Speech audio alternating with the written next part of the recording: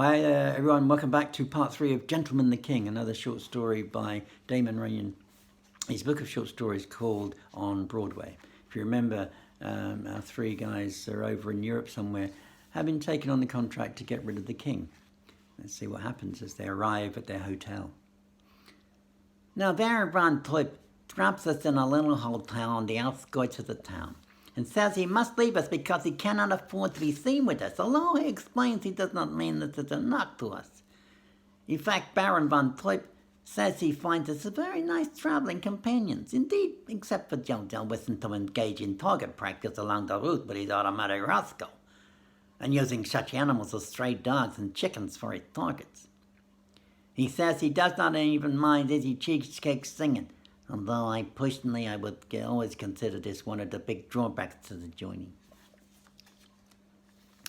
Before he goes, Baron von Toip draws me a rough diagram of the inside of the palace, where we are to get rid of this king, giving me a layout of all the rooms and doors. He says usually there are guards in about this palace, but as these people arrange it to these guards will not be present till around 9 o'clock this night, except one guy who may be on guard at the door of the king's bedroom, and Baron von Toip says if we guzzle this guy, it will be all right with him, because he does not like the guy anyway.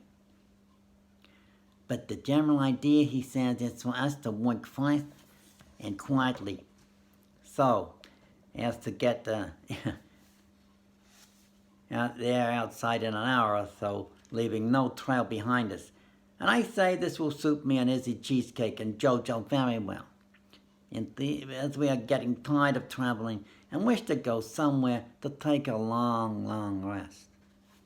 Well, after explaining all this, Baron von Toip takes the wind, leaving us in a big fast car with an ugly-looking guy driving who does not talk much English, but is supposed to know all the routes, and it is in this car that we leave the little hotel just before 9 o'clock as per instructions, and head for the palace, which turns out to be nothing but a large square old building in the middle of a sort of park, with the town around it and about, but some distance off, of course.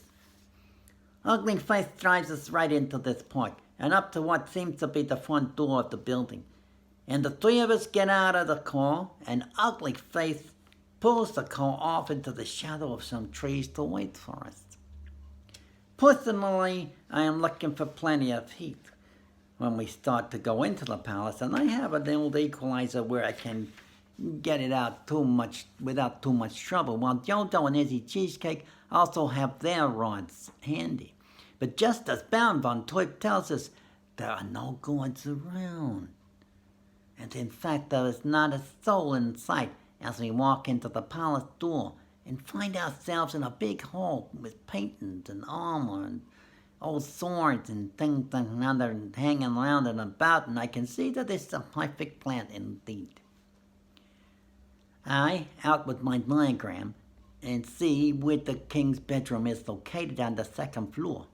And when we get there, walking very easy and ready to start blasting away if necessary.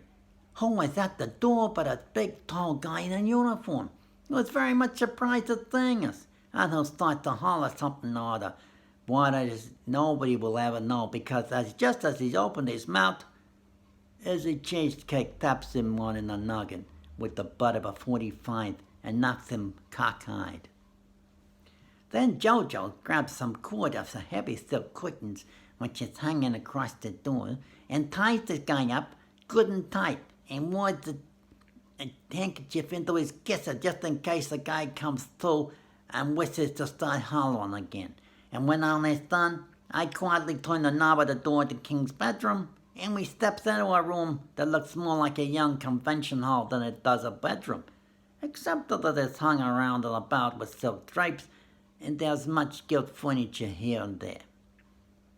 Well, who's in this room but a nice-looking doll, and a little kid of some maybe 8 or 9 years old, and the kid is a big bed with a canopy over it like an entrance to a nightclub, only silk, and the doll is sitting alongside the bed reading to the kid out of a book. It's a very home-like scene, indeed. It causes us to stop and look around in great surprise, We are certainly not expecting such a scene at all. As we stand there in the middle of the room, someone, confused, the doll turns and looks at us, and the little kid sits up in bed. He's a fat little guy with a chubby face and a sort of cordy hair, and his eyes as big as pancakes and maybe bigger. The doll turns very pale when she sees us and shakes so the book she is reading falls to the floor. But the kid does not seem scared, and he says to us in very good English like this. "Who are you?" he says. Well, this is a fair question. But naturally, we do not wish to state who we are at this time, so I say, "Never mind who we are. Where is the king?" "The king?" the kid says, sitting up straight in bed. "Why, I am the king." Now, of course, this seems very nonsensical crap to us, because we have brains enough to know that kings do not come as small as this little squid. And anyway, we are in no mood to dicker with him. So I say to the doll as follows. Listen, we do not care for any kidding at this time, because we are in a great hurry. Where is the king? "Why," she says, her voice trembling quite some. "This is indeed the king, and I am his governess." "Who are you, and what do you want? How do you get in here? Where are the guards?" "Lady," I say, and I am greatly surprised at myself for being so patient with her, "this kid may be a king, but we want the big king, and we want the head king himself."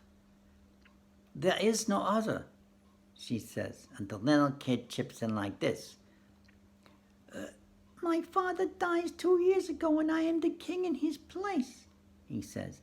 "Are you English like Miss Peabody here? Who is the funny-looking old man in the back there?" Well, of course, Jojo is funny looking at that, but no one ever before is impolite enough to speak it to his face. And Jojo begins growling quite some, while Izzy Cheesecake speaks as follows.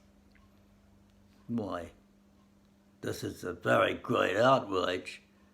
We are sent to get rid of the king, and here the king is nothing but a little punk. Personally, I am not in favor of getting rid of punks, male or female." "Well," Jojo says, "I'm glad I'm against it myself as a rule, but this is a pretty fresh punk."